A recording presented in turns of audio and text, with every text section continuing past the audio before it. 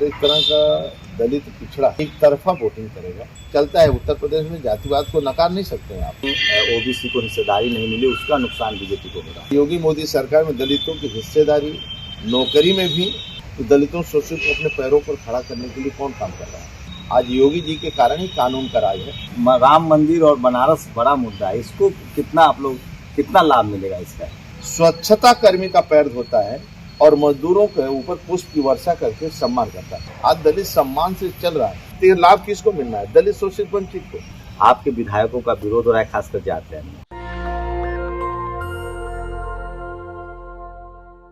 UP चुनाव में सबसे बड़ा जो फैक्टर है वो है पिछड़ा समाज का वोट कहाँ जाएगा। पिछली बार जब बीजेपी ने क्लीन स्वीप किया था तब केशव प्रसाद मौर्य जो हैं वो थे बीजेपी के प्रदेश अध्यक्ष। इस बार स्वतंत्र देव सिंह है, वो भी पिछड़े वर्ग से आते हैं। और अकेले अगर कास्ट किशन की बात करें, जिस तरह से यूपी और जो बिहार के लोग हैं वो पॉलिटिकली बहुत फर्टाइल हैं, सारा दरोमदार जो है बीजेपी का वो ओबीसी वोट पर है। अगर ओबीसी वोट उसके पास आता है तो वो फिर से अपनी सत्ता कायम रख पाएगी, अगर नहीं आता है तो मुश्किल होगी। स्वतंत्र देव सिंह खुद हमारे साथ हैं, उनसे बेहतर कौन बताएगा। सर पहले तो शुक्रिया समय देने के लिए। और आपकी पार्टी से केशव प्रसाद मौर्य आपके पिछले प्रदेश अध्यक्ष थे, आप लोगों ने बड़ी जीत दर्ज की, उसके बाद आप प्रदेश अध्यक्ष बनाए गए। इस बार क्या स्थिति है बताइए पहले आप। देखिए 2014 में, 2017 में, 2019 में उत्तर प्रदेश की जनता जनार्दन और दलितों पिछड़ों ने बम्पर वोटिंग किया मोदी जी के लोकप्रियता के कारण और मोदी जी के काम को थे। इसलिए 2022 में हम लोग निश्चिंत हैं और एक तरह का दलित पिछड़ा एक तरफा वोटिंग करेगा। जहाँ तक मुझे लग रहा है कि ओबीसी, अति पिछड़ा, अति दलित और दलित और पिछड़ा समूह और सामान्य वर्ग, एक तरह के सभी लोग, और मेन है पूरा पिछड़ा इस समय बीजेपी के साथ खड़ा है। उसके पीछे कारण भी मान लीजिए उत्तर प्रदेश में कुल मंत्रियों की संख्या 60 और उसमें लगभग 60% यानी 33 मंत्री सामाजिक पिछड़ा से कहा जाए। 60% के आसपास पिछड़ों को जगह दिया गया मंत्रिमंडल और प्रत्येक क्षेत्र में भी पिछड़ों को दिया जाता है और उनका सम्मान भी, सामाजिक भी सम्मान है, राजनीतिक भी सम्मान है, आर्थिक क्षेत्र में भी उनको पिछड़ों को, दलितों को, शोषित वंचितों का सम्मान कैसे बढ़े, इसकी भारतीय जनता पार्टी हमेशा, और मेरा सपना भी रहा है पंक्ति के अंतिम व्यक्ति को, भाषण नहीं है, उसको पंक्ति के अंतिम व्यक्ति के सम्मान में काम करना, उसको भारतीय जनता पार्टी धारण करती है जब सरकार बनती है। सर आप सरकार में नहीं रहे हैं, आप संगठन देख रहे हैं। मेरा ज़्यादातर सवाल संगठन से ही रहेगा। क्या ऐसी दिक्कत थी? ओपी राजभर पहले निकले, पिछली बार गठबंधन में थे, स्वामी प्रसाद मौर्य इस बार निकले, अंतिम समय पर वो बड़ा डेफिसिट देखा जा रहा है आपकी पार्टी के लिहाज से। ऐसा कुछ नहीं है। कुल मिलाकर अगर मोदी जी की एक लोकप्रियता है और समाज के सब वर्ग मोदी जी को पसंद करते हैं, क्योंकि सरकार यदि बनाई जाती है तो गरीबों के लिए बनाई जाती है, दलितों के लिए बनाई जाती है, शोषित है, जो पंक्ति का अंतिम व्यक्ति है उसका मान मिला, सम्मान मिला, भरपूर मिला।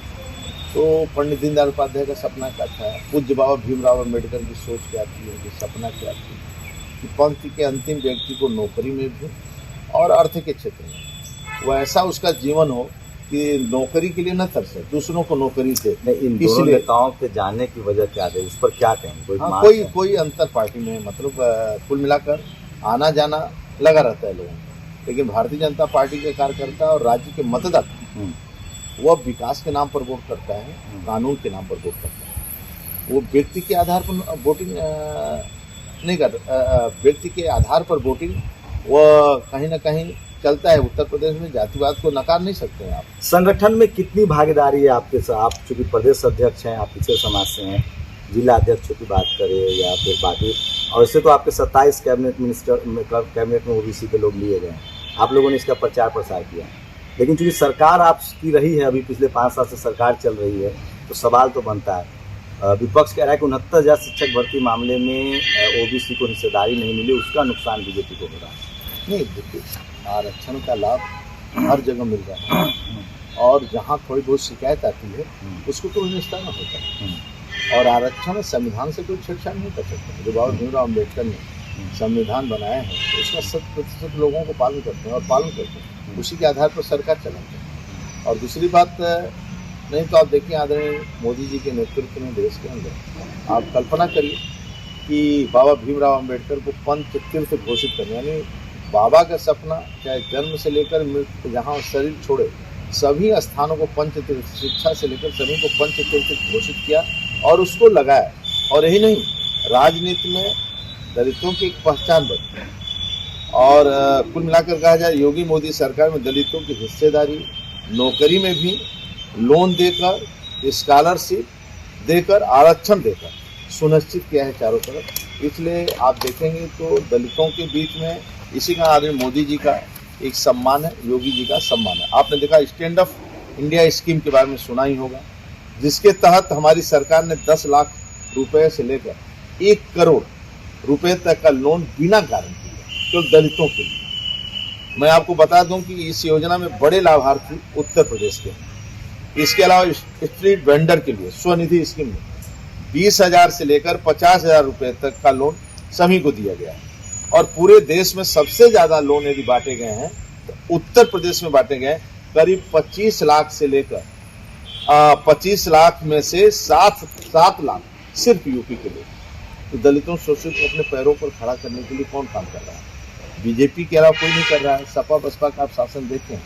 तो इसलिए जो हमें लगता है कि संपूर्ण योजनाएं एक दलित के लिए, शोषित के लिए, वंचित के लिए, गरीब का, क्योंकि गरीब तरसता था कि मेरा पक्का मकान मेरा बेटा बनवा नहीं पाएगा तो कौन बनेगा? मेरा बेटा नरेंद्र मोदी जैसा पक्का मकान वो बनाएगा। मुसहर, भंटांगिया, थारू, ये सबों का राजस्व गांव में हिस्सा नहीं रहता था, राजस्व गांव में नहीं थे। योगी सरकार आने के बाद राजस्व गांव से जोड़ा और 40 लाख के ऊपर मकान देने के, पक्का मकान देने का किसी ने काम किया है तो मोदी योगी सरकार ने। इसलिए सर मैं कुछ संगठन पर बात करूंगा। उस दिन जो प्रयागराज में हुआ, केशव प्रसाद के डिप्टी सीएम ने ट्वीट भी किया कि ये ठीक नहीं है, पुलिस प्रशासन पर कार्रवाई होगी। उससे बहुत नुकसान हो रहा है सर आप लोगों को। जिस तरह से पुलिस का लाठीचार्ज हुआ, 1 करोड़ लगभग फॉर्म भरे थे लोगों ने ग्रुप डी का। आप मोदी जी का बार बार नाम ले रहे हैं क्योंकि मामला केंद्र का है, मैं इसलिए आपसे सवाल कर रहा हूँ। और आपके प्रयागराज में जिस तरह से पुलिस ने वीडियो वायरल है सोशल मीडिया पर, उससे बहुत उसको उस पर क्या कहें? देखिए, एक तरह का गलत हुआ। कुल मिलाकर युवा कोई आंदोलन करता है, कोई मांग पत्र देता है तो उसको ले लेना चाहिए। देखिए, लाठीचार्ज के पक्ष में हम नहीं हैं, न होना चाहिए। और जो दोषी अधिकारी हैं एक ही नहीं, योगी जी को हम गंभीरता लेते हैं, उन अधिकारियों पर कार्रवाई होती है। चाहे आरक्षण के बच्चों पर रहा हो, चाहे किसी के बच्चों पर रहा हो, तो त्वरित कार्रवाई होती है। अधिकारी दोषी पाए जाते हैं तो उसमें कार्रवाई होती है। पिछली बार केशव प्रसाद मौर्य सीएम कैंडिडेट थे। होता अमूमन है कि जो अध्यक्ष है वो मुख्यमंत्री होता है। इस बार क्या लोग अंदर दिल्ली में बात हो रही है कि जैसे जैसे पहले फेज का चुनाव खत्म होगा पश्चिमी उत्तर प्रदेश में, जैसे जैसे पूर्वांचल में चुनाव बढ़ेगा, स्वतंत्र देव सिंह को बड़ी जिम्मेदारी मिल सकती है, उनके नाम का अनाउंसमेंट हो सकता है?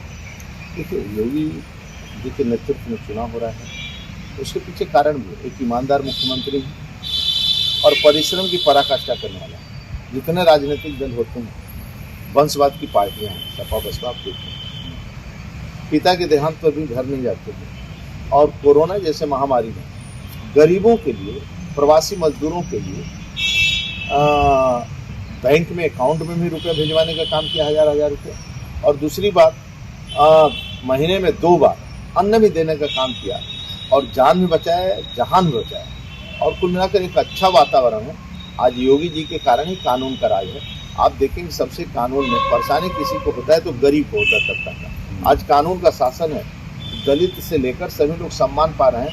नहीं तो बेटियों के कुंडल है, माँ के कुंडल नोच लेते थे लोग, रिपोर्ट दर्ज नहीं होता था, स्कूटी छुड़ा लेते थे, छेड़ते थे, रिपोर्ट दर्ज नहीं होता था। ये किस पर आरोप है? सपा पर, बसपा पर? सपा के शासन, बसपा के शासन आपने देखा है राज्य में। आपके समय 15 सालों से लोगों ने शासन किया इस राज्य के अंदर। राज्य में बिल्कुल भ्रष्टाचार, गुंडागर्दी, नियुक्तियों में भ्रष्टाचार, ट्रांसफर उद्योग बना दिया था। आज योगी शासन में 5 लाख की नियुक्तियां हुई हैं और 1 रुपये की रिश्वत कोई नहीं, कोई चर्चा नहीं, और योग्यता के आधार पर लोगों को नौकरी मिली। सपा शासन में आप देखते थे एसडीएम की सूची में घर बुलाकर बदल देते थे लोग। सर सूची पर आ रहे हैं 22 एसडीएम ठाकुर समाज, 22 डीएम जो है 22 जिलों में, इसमें वो ठाकुर समाज के हैं। नहीं, आप ठीक ढंग से जोड़ी नहीं है। और 20 जिलों में एसपी और सवर्ण समाज नहीं है, पिछड़ों की भागीदारी नहीं है। एक बार आप उसको चेक करिए। नहीं, कुल मिलाकर देखिए दैनिक भास्कर की रिपोर्ट, देखिए प्रशासनिक दैनिक भास्कर क्या लिखता है उससे लगे, लेकिन कुल मिलाकर सम्मान अधिकारी सम्मान किसको मिला है? ये सभी अधिकारी सरकार किसके लिए काम कर रही है? पंक्ति की अंतिम व्यक्ति, यानी उसका पक्का मकान कैसे बने, उसको आयुष्मान का 5 लाख का कार्ड कैसे बने, उसके घर तक गल्ला ईमानदारी से कैसे पहुंचे, 2 टाइम भूखा न मरे, शौचालय उसके घर में कैसे बने, आयुष्मान का कार्ड 5 लाख का आयुष्मान का कार्ड उसको इलाज के लिए उसके परिवार के लिए कैसे बने, बच्चों को जूता मोजा फ्री में कैसे मिले, उसको भोजन दोपहर का मिड डे कैसे अच्छा ठीक ढंग से मिले स्वास्थ्य के लाभ के लिए, और उस बच्चे का शिक्षा प्राथमिक कैसे हो, और जन्म से लेकर और शादी तक उस बेटी का गवर्नमेंट चिंता करती है, आरक्षण से लेकर और छात्रवृत्ति से लेकर शादी विवाह तक प्रधानमंत्री मुख्यमंत्री योजना और प्रधानमंत्री योजना के तहत उसकी शादियां होती हैं और खुशहाल। आप स्वतंत्र देव सिंह मंडल की बात कर रहे हैं, कमांडर आपके लिए तो राम मंदिर और बनारस बड़ा मुद्दा है, इसको कितना आप लोग कितना लाभ मिलेगा इसका? देखिए, काशी विश्वनाथ कॉरिडोर का उद्घाटन के पीछे लाभ किसको था? मैं 1000 करोड़ भी खर्चा कर देता तभी काशी की ब्रांडिंग न हो। आदरणीय मोदी जी ने 2 दिन में काशी का ब्रांडिंग किया। पहले 10,000 यात्री काशी में आते थे दर्शन करने, आज 1 लाख यात्री दर्शन करने आते हैं। तो जब वो नाविक को नाव पर घूमेगा तो नाविक को फायदा होगा, काशी के रिक्शा चालक को फायदा होगा, मोची को फायदा होगा, एक रेस्टोरेंट चलाता है छोटा दुकानदार उसको लाभ मिलेगा, चाय उसको पिएंगे लोग, नाश्ता करेंगे लोग, जो ठेला पर अपना बतासा टिकिया बेचते हैं उनको लाभ होगा, होटलों में लोग रुकेंगे। जब यात्री 1 लाख पर डे आएगा जिस शहर के अंदर, तो लोकल लोगों का बिजनेस बढ़ता है, आर्थिक उन्नति होती है और आर्थिक लाभ उनको होता है। तो ये जो लाभ हुआ है वहाँ दलित से लेकर सामान्य वर्ग तक, यानी काशी वासियों को सभी को लाभ। इसके पीछे कारण है, मतलब भव्य आस्था का भी सम्मान और आस्था के माध्यम से वहाँ के गरीब का सम्मान, और देश का पहला प्रधानमंत्री जो 70 सालों बाद स्वच्छता कर्मी का पैर धोता है और मजदूरों के ऊपर पुष्प की वर्षा करके सम्मान करता है, यानी राजनीति में के क्षेत्र में भी सम्मान और उसको सामाजिक भी सम्मान, और उसको 10 लाख से लेकर 1 करोड़ बिना गारंटी का दलितों को लोन देने का भी किसी ने काम किया है, आदरणीय मोदी जी ने किया है। और लोग अपने पैरों पर खड़े होकर नौजवानों को रोजगार दे रहे हैं, बिजनेस दे रहे हैं, आज दलित सम्मान से चल रहा है। और काम बहुत काम अभी शेष बचे करने को, इसलिए सभी के घरों में स्वच्छ पानी पहुंचाना, 30,000 ग्राम पंचायतों में उन गरीबों के घर में पानी पहुंचाने का काम बुंदेलखंड से हो रहा है, और अभी बहुत गरीबों का पक्का मकान बनवाना है। तो ये सब पक्का मकान भी बनवाने का काम 2024 तक कंप्लीट करना है, सभी के घरों में स्वच्छ पानी पहुंचाने का काम हुआ है। तो ये लाभ किसको मिलना है? दलित शोषित वंचित को। नीचे जो काम जितने भी हो रहे हैं गरीबों के लिए, किसान सम्मान निधि 2-2 हजार सब घरों में जाएंगे। 1 बिस्वा जमीन जिस दलित के पास है, 4 भाई हैं, 1-1 बिस्वा अलग रहते हैं, 1-1 बिस्वा भी जमीन उनके पास है, 1-1 बीघा भी जमीन उनके पास है, तो 2-2 हजार यानी 6 चौके 24,000 उनके परिवार में पहुंच गया। उसी से बीज खरीद रहे हैं, उनके खेत में पानी पहुंच जाएगा, खाद पहुंच जाएगा। खरीद लेना उधार किसी से गाँव में साहूकार से लेना पड़, 5 लाख का आयुष्मान इलाज के लिए है ही है, शादी फ्री है। तो ये जितनी योजनाएं केंद्र राज्य सरकार के माननीय मोदी जी का और आदरणीय योगी जी का यहाँ पर, तो सभी योजनाएं केंद्र गरीबों के लिए बनाएगी, गरीबों की खुशहाली के लिए बनाएगी। सर, आप संगठन के मुखिया हैं यूपी के लिए, यूपी में आप मुखिया हैं बीजेपी के, सरकार में आप नहीं है, इसलिए मैं वो सब सवाल छोड़ रहा हूँ, मैं सिर्फ संगठन के स्तर पर सवाल पूछ रहा हूँ। पश्चिमी उत्तर प्रदेश में किसान आंदोलन से लगता है कि ये बिल पहले वापस होना चाहिए था, जो वापसी हुई। अभी ज़्यादातर मैं पश्चिमी उत्तर प्रदेश के नज़दीक रहता भी हूँ, आपके विधायकों का विरोध हो रहा है, खासकर जाट लैंड में। देखिए, संगठन में भी 50% के ऊपर ये दलित शोषित और बैकवर्ड पदाधिकारी आपके बीजेपी में? हाँ, बीजेपी में मंडल में पहले एक भी पाल मंडल का मंत्री नहीं होता। आज 3 पाल हमारे मंडल के अध्यक्ष है, मौर्या है, कुशवाहा है, सैनी है, हर एक जाति में है, मल्लाह है, निषाद है। पहले अध्यक्ष नहीं होते थे, बीजेपी का प्रेसिडेंट है और उनके नेतृत्व में हो रहा है। और नियुक्तियों में भी 19,000 सरकारी नियुक्ति हुई है।